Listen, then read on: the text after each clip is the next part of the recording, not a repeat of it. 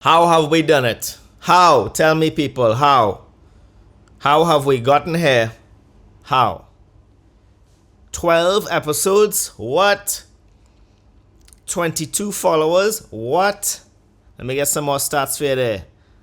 184 is a number not connected to anything. What do we have here? These stats are good. 256 all-time plays. Now, that is over 12 episodes. 256 is a very nice number. Why? Because it's if you square 2 and just keep going, you get to 256. 2 by 2, 4. 4 by 2, 8. 8 by 2, 16. 32. 64. 128. 256. Binary.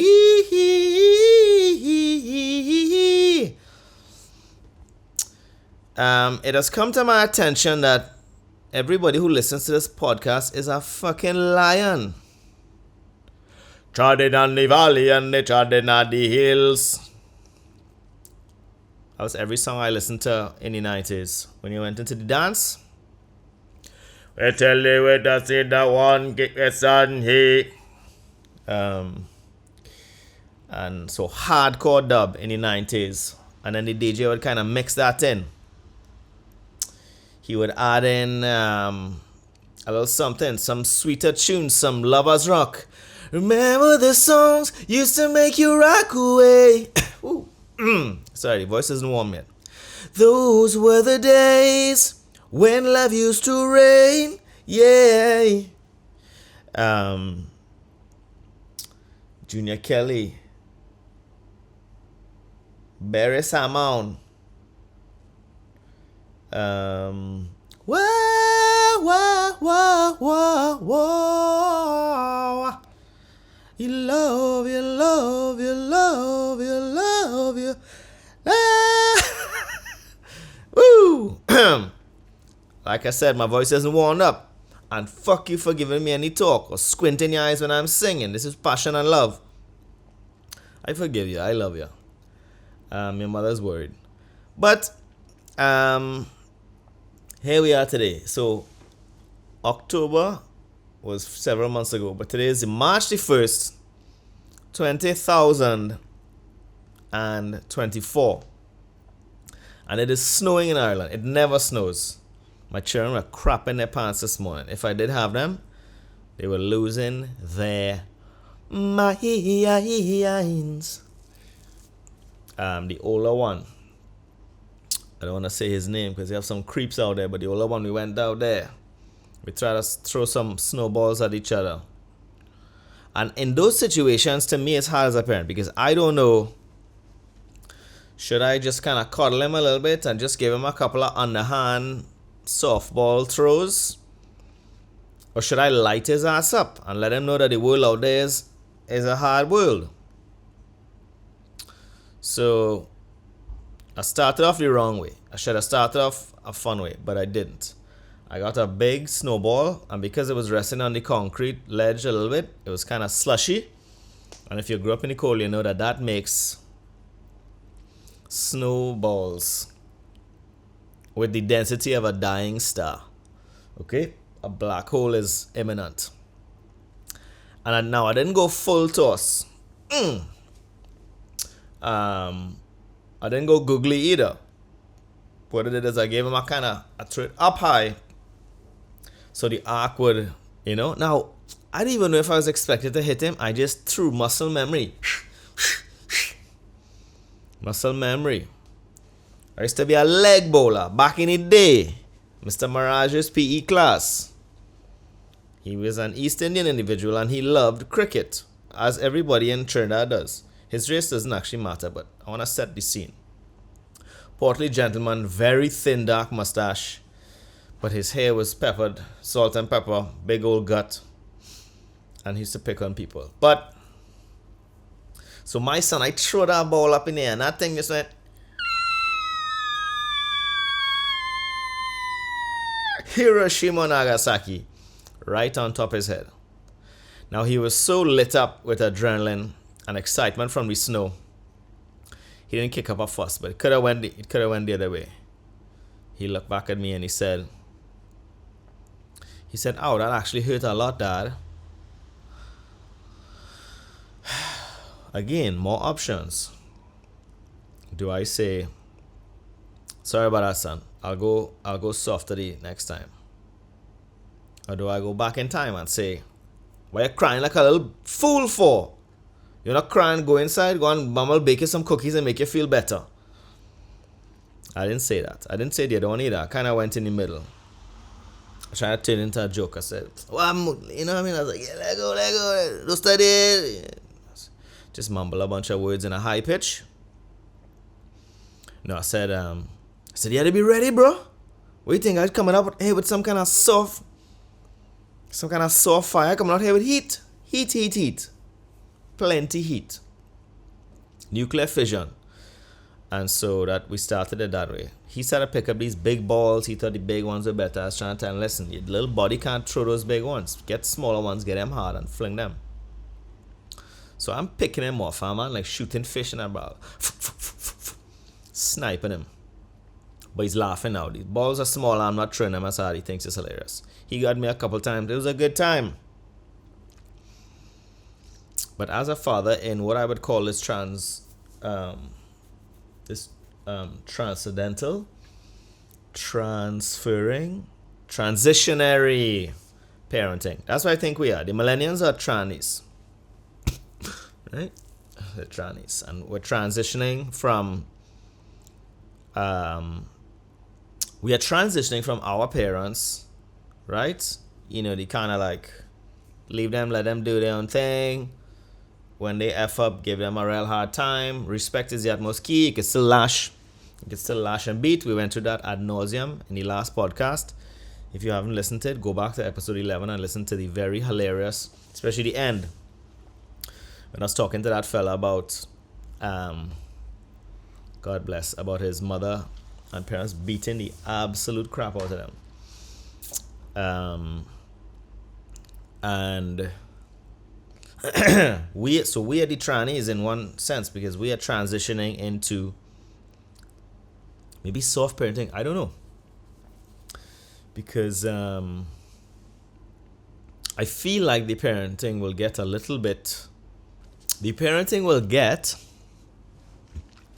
what will it get? Because in some ways I look at my son and I think he's so concerned about the life around him. And I don't think my generation was. I don't think we were really too concerned about the life around us. I think we were more concerned with kind of our parents, what they thought of us, ourselves. And that's maybe the transition.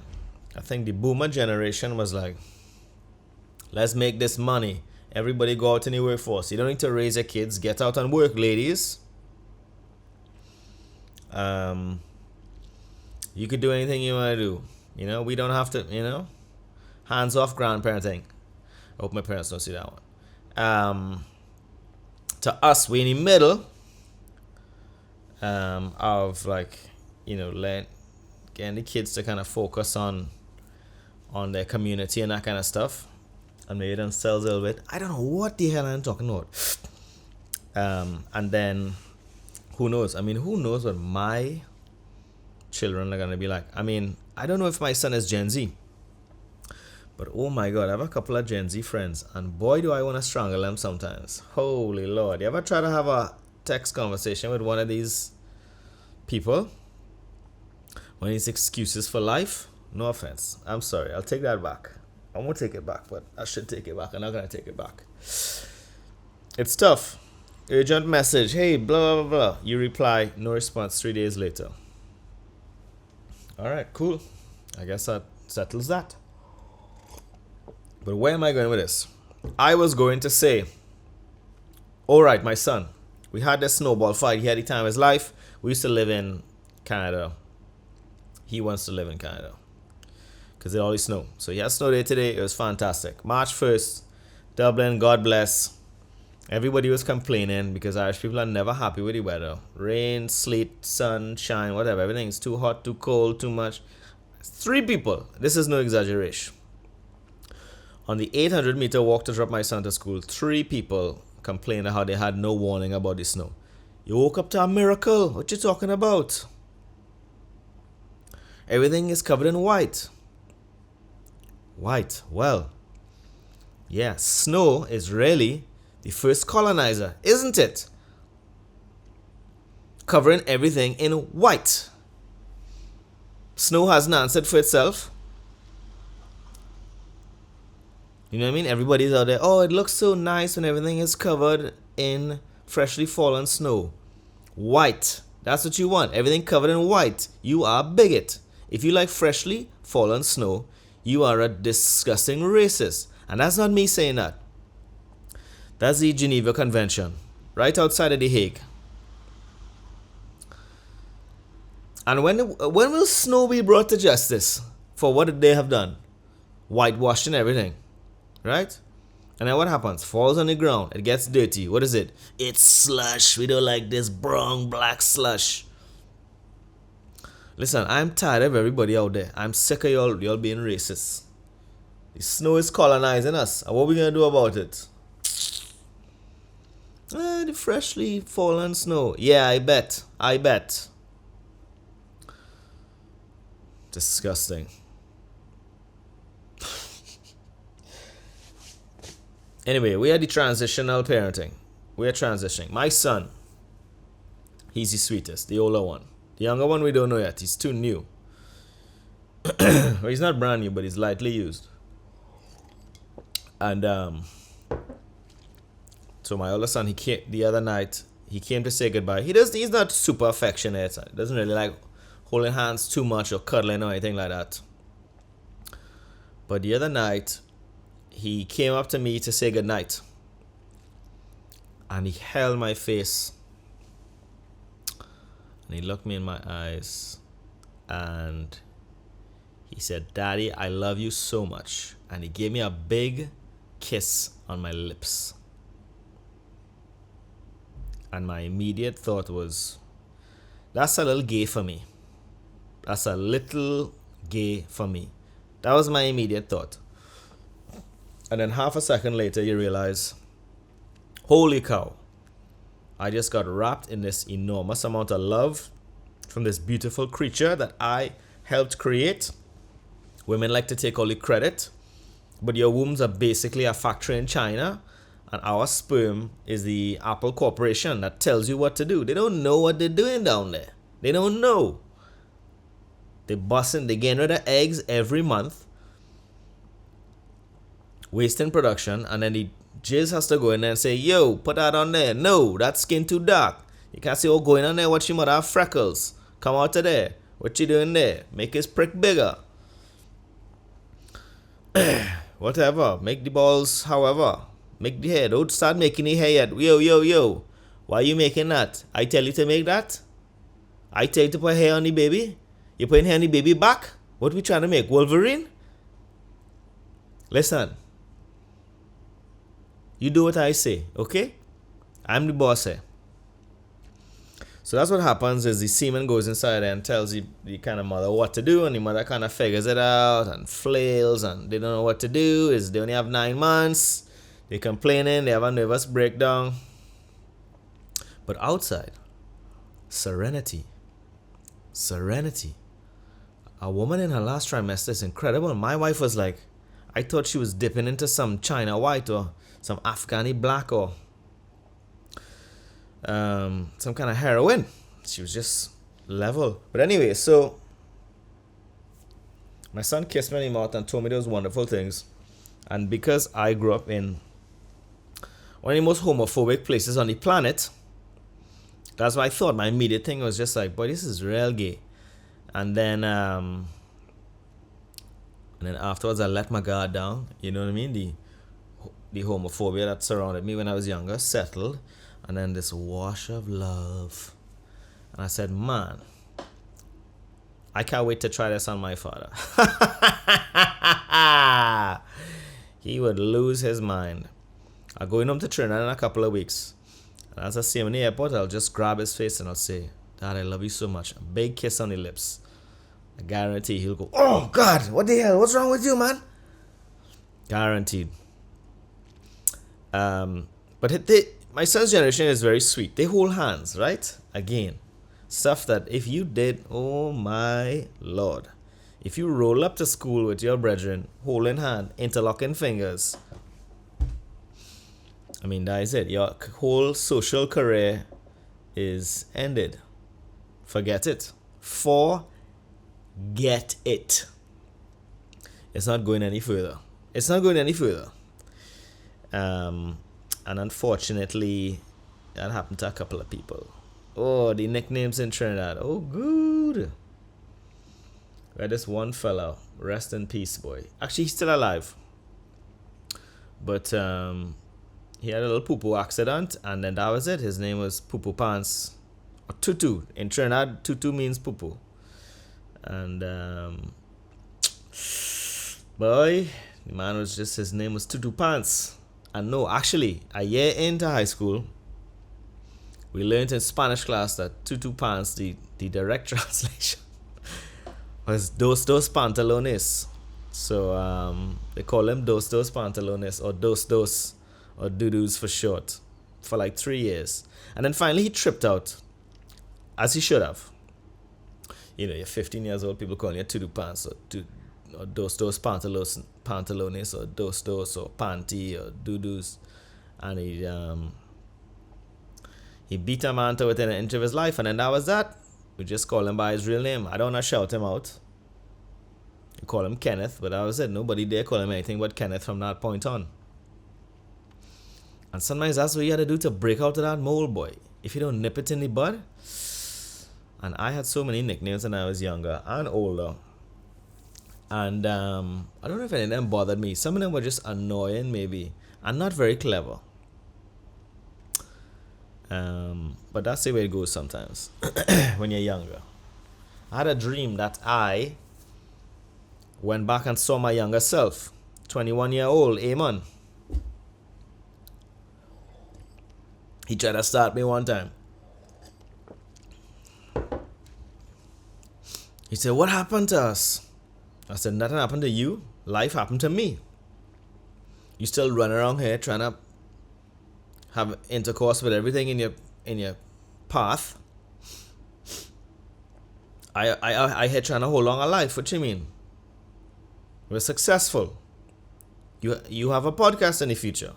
23 people have subscribed on Spotify.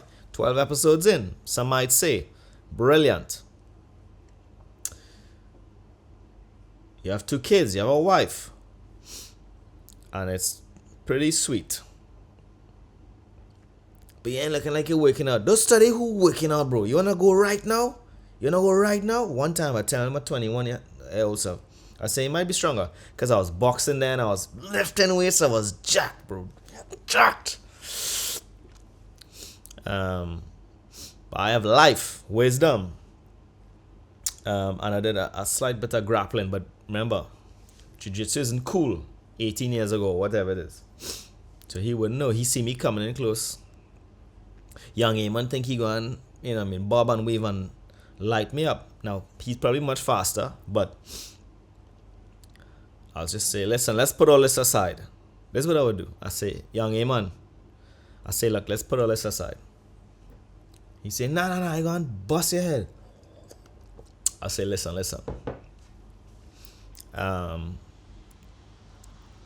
There comes a time in a man's life when he learns that fighting is not the answer. And I go in close and I hug him. And I just started to hug him tighter and tighter. And then I just slip into the rear naked chokehold. And I say, but that time isn't right now, bitch. And I just choke my younger self out. And he don't know what to do. You see, he's all piss and vinegar. He thinks punching and lashing is the way by choking him out. And as he's going on, I say something real sinister in his ear, like, see you soon. See you soon. I can't even remember what happened in the dream, but I like to think that if I went back in time, I would whoop his ass, my ass, or however you want to say it. That's all that needs to be said. On this day, thank you everybody for listening. What a pleasure that was. 20 minutes of pure, unadulterated BS from my mouth hole. If you could share, like, and subscribe, all that stuff matters not to me, but to the algorithms. Okay? Peace and love, and know that I love you. I really do love you all my life. I prayed for someone like you. I can't lie now that I finally found you.